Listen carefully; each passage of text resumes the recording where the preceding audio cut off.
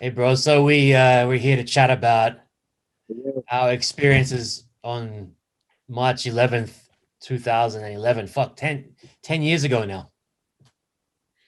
10 years ago. 10 years ago on in 2 days on March the 11th. 2 days. So I'm gonna Madness. quickly bring up a couple of stats about this. This will blow your mind. All right. Well, Please. we already know it was a magnitude 9.1. All right. But it was the Mm. fourth most powerful earthquake in the world since 1900.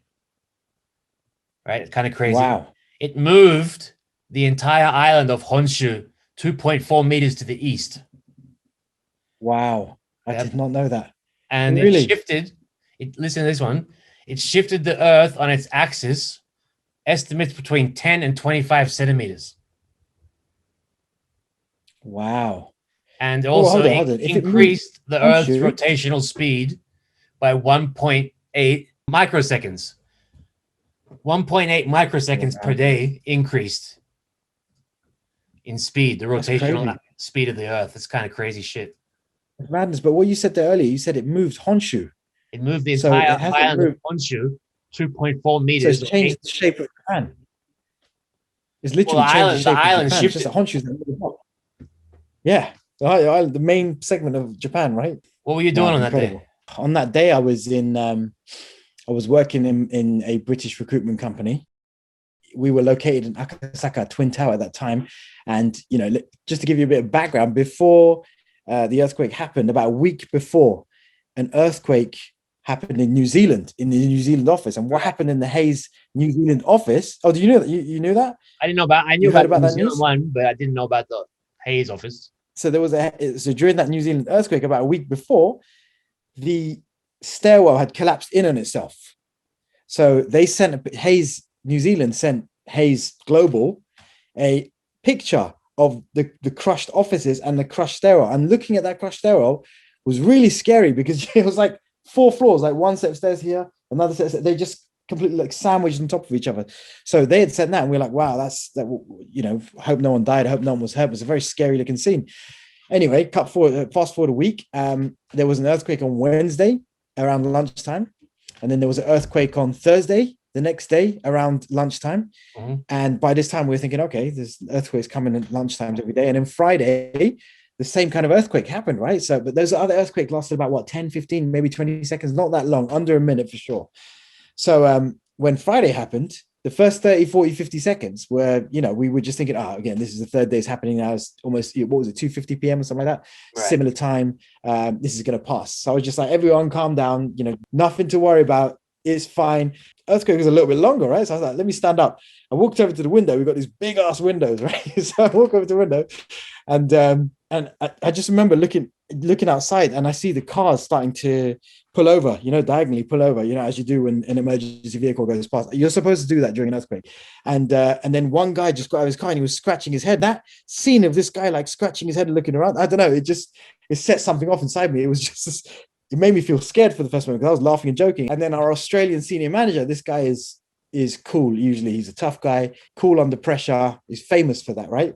He looks at the office of 150 of us, maybe it was, right? And he went, and by the way, he had a broken leg. So his whole leg was in a cast from knee down. His whole leg was in a cast. His leg Wow. was in the cast, and he had two crutches. That's how he was walking around. He's hobbling around like that for about 2 weeks. He had a rugby injury, Mhm. and he looked around and he went, everybody run.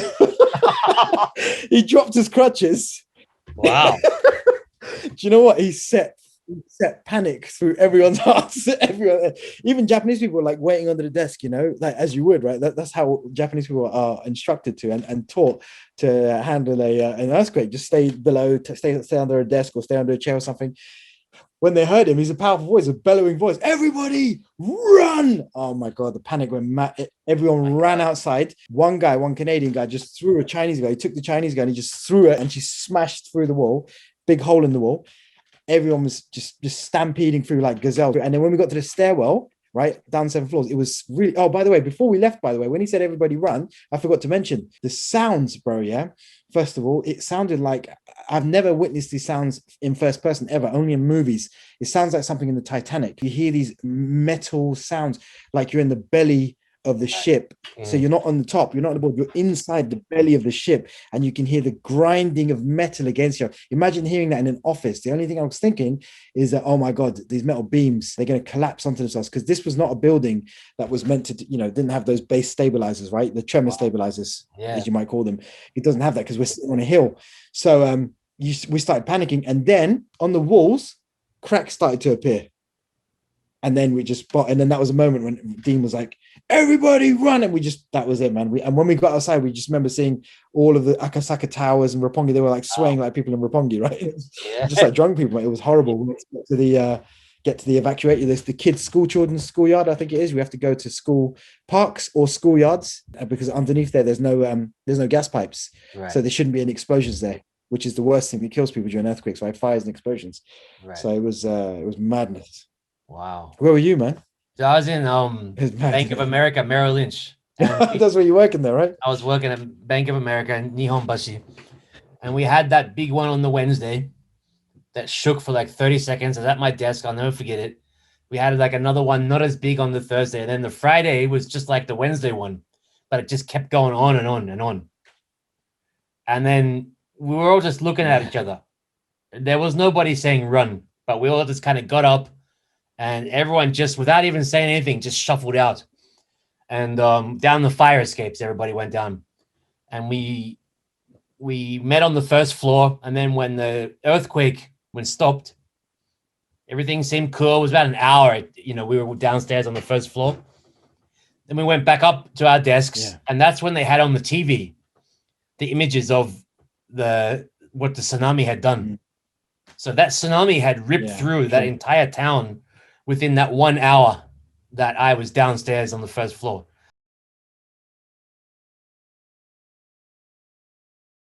Like, I just never forget the red of the fire. The fires that were ripping through all those towns. There's footage online you can see. People have dash cams on their cars and they're driving to escape up to the mountains. Yeah. And all these old people and other people who didn't escape, they're driving by and they're capturing all these people on footage as the cars go by them.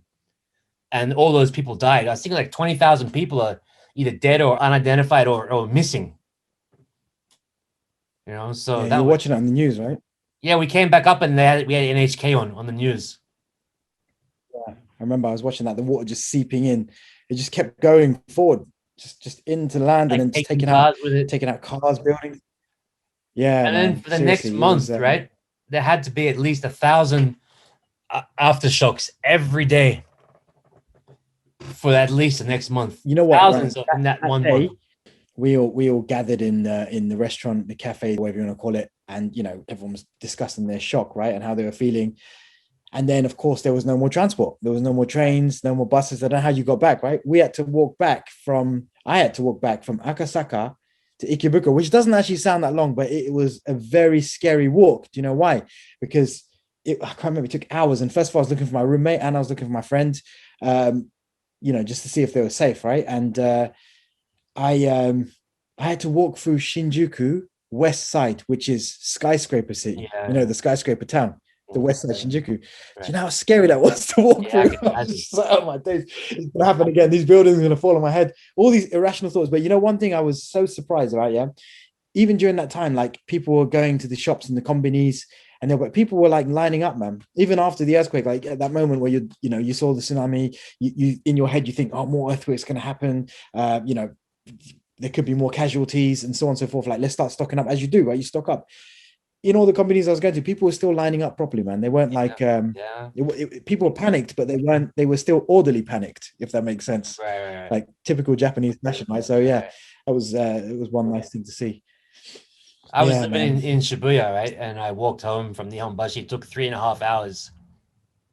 And what I remember, the biggest thing is every single bicycle shop on the entire way back on that 3.5 hour walk was sold out of bicycles. And I remember for weeks afterwards, the convenience stores were empty for weeks afterwards. Yeah, you know what? And after that, do you remember straight after that, it was the radiation scare, man. That was mad. Do you remember that? We all had to become radiation experts overnight because we heard that there's acid rain coming. one of them little surgical masks. What's that going to do for radiation? And then But you switch to the like ones proper that we like wear now military for, grade for gas COVID. masks and stuff. Exactly. But the news was sensationalizing. Like acid rain is approaching. You know, the chemicals from the nuclear reactor have gone up, and they're going to rain down in Tokyo at this time, and this time, But and this day, you know in this what? area. And yeah, Merrill Lynch was sending us internal emails every hour, refuting everything that was on the news. There's no need to panic. This is not true. Because the French, remember the French, they all went home. Or everybody went to Osaka. Right?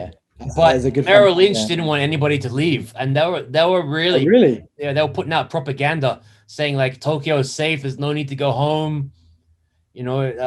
This what you've seen on the news is not true. Don't close those accounts, keep working.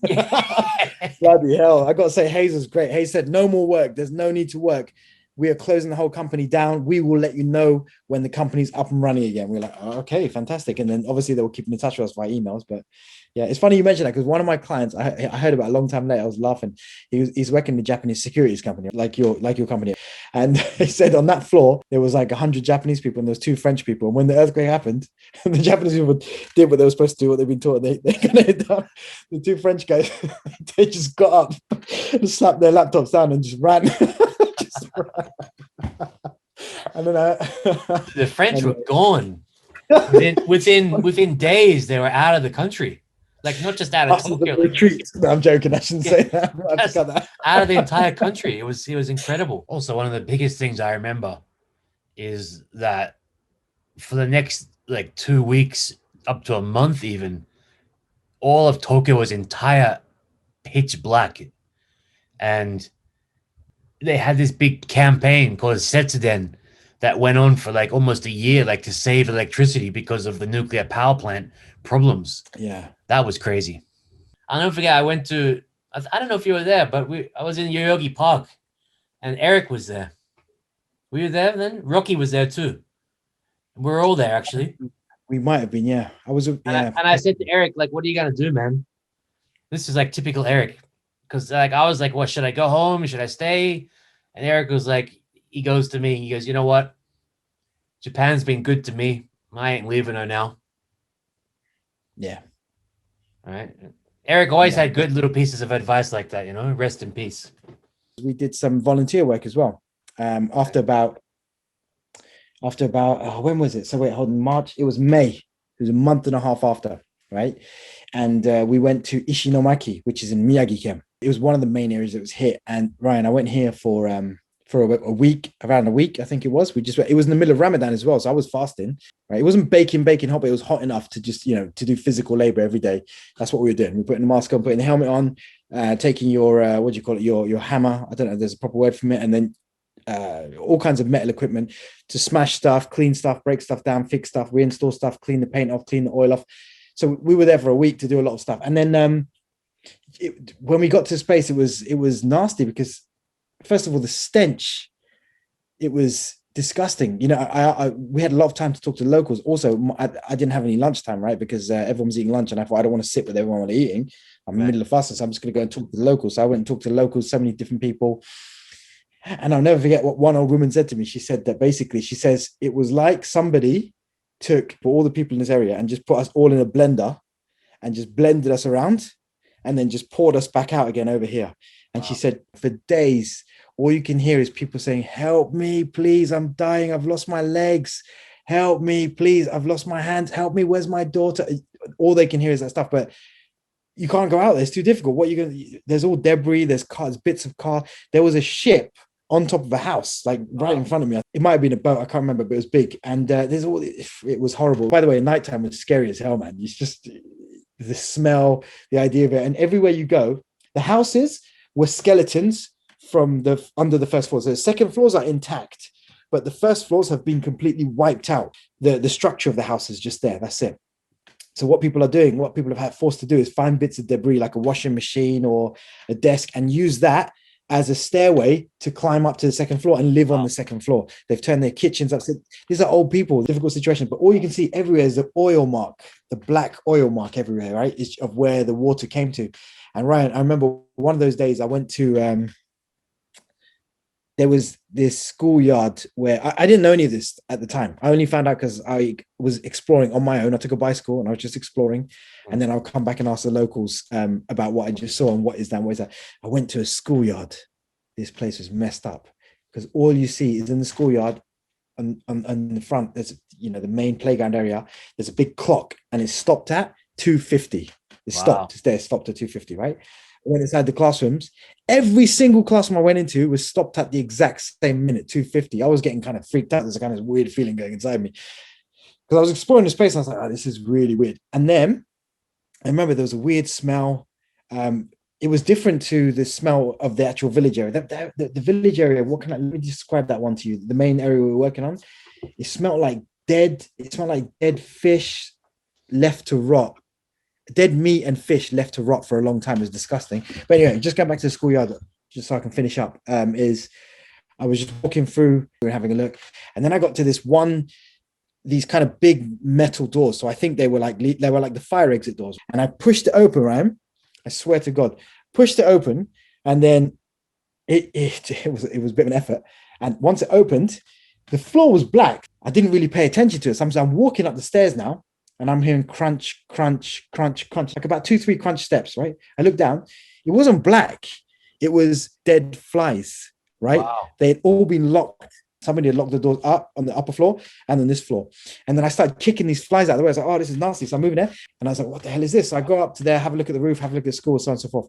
When I get back later, I asked them, what was that school? What was, they were like, yeah, there's some really sad stories there. One of the teachers took many kids into a room and hoping that the water wouldn't rise that high, and they all died in that room. So what was the stairwell then? Because I went to the stairwell and they went, oh, you went to the stairwell. Well, that's where we kept all the body parts. And they put them in this. Obviously, that's where these flies were coming out, right? All the maggots were eating their bodies and so on. Oh, it was nasty. It was really nasty, man. Wow. That stayed with me. It was, what's it like in Australia? Are there any earthquakes in Australia? Not much. Right? No, You have natural disasters, rare. bushfires. Very rare. Yeah. We have bushfires, but they gave a tsunami warning. Those are terrible though. Up north the other day, but other than that, and all the Australians go surfing. They're like, tsunami! Let's take the surfboards out. But dude, I'll never forget. No, but I was going to I was taking my third dan for Aikido on March 17, right? And my sensei was teaching a class on March 12 at 6:30 in the morning. Literally like hours, later. And I'll never forget. I was like, wow, I wonder if I'm gonna be able to get to class. This is like the mindset of a martial artist, because like just want to go training. And I walked up to the station at 5:30 in the morning, right? And the trains were running as normal, right? Because they hadn't been running all night. But at 5:30 the next day they were all running. I got on the first train and went out, and I went to training as usual. Yeah, I went back to normal life next day straight. Got on at 5:30 in the morning, and there were people on there just like going to work, doing their normal thing. This is one thing I love about Japan, that these natural disasters, what they do, it's just people's ability here to just go back to normal and just do their best, right? Just to, gambaru, was it gaman and to do as best as they can, right? Just, and to look after each other as much as they can, as they did with all the kind of earthquake disaster support. And like there's so many stories of heroes during that period, man. So many that stuck out to me. What was that one that was that famous? What was her name? I think it was Miki Endo. Mm-hmm. Might want to type that in later, but her name is Miki Endo, and she was in not Ishinomaki. She was in a slightly northern area in Miyagi, and she was the announcer. The earthquake announcement where they were saying a tsunami is coming in. I can't remember. The kind of the audio they broadcast across the whole city. So she stayed in there, and she said the tsunami is approaching. Everyone evacuate to higher ground, and then she'll wait like 5 to 10 seconds. And she say the tsunami is approaching. Everyone evacuate to higher ground, obviously in Japanese. And she kept saying this, and then everyone had evacuated. Her place of work, they'd evacuate as well. And they're like, come on, Mickey, let's go. And she was like, if I go, then no one's going to be able to do this. So she continued staying and continually announcing the same thing until it suddenly went silent. And obviously she was dead, right? So she stayed to a minute. But there's a lot of people that said, She died. Yeah, she stayed in there to the last minute because she said that I have to because there's old people who are probably not taking this seriously or not understanding. And then old people said there was a few old people that said, yeah, she did help us out because we weren't taking it seriously, but she kept saying it. So we thought, okay, it's time to move. And they all went up to high ground. So she saved numerous lives, countless lives. I don't know how many, but she died in the process, man. So That's yeah, sad. yeah. It was good talking to you on this. Thanks for having me on, bro. So it's 10 years on March 11th. In that time, we've both lost our two close friends, Eric and Rocky, since that day. But It's a we're topic for still another here. time. Yeah, here we are. Here we are. It's a topic for another time, those guys. We should definitely do that. Definitely, yeah. A lot of stuff has happened to us since the time, you know. But yeah, I've known Ryan for 12 years. I've known you for since 2008, I think. Yeah. Long time. Did I meet you through I think Rocky? in 2008, right? Through Rocky. We met Yeah. through Rocky, yeah. Of course, I met most of my early friends through Rocky. met, Rocky. Rocky was amazing. Yeah. Essential part of my life, instrumental part of my life, and taking the route I did in many ways. So thank God for having him as a friend at one point, you know. Yeah. Yeah. So All right, bro. thanks so much for having me, bro. All All right, right. man. Take care.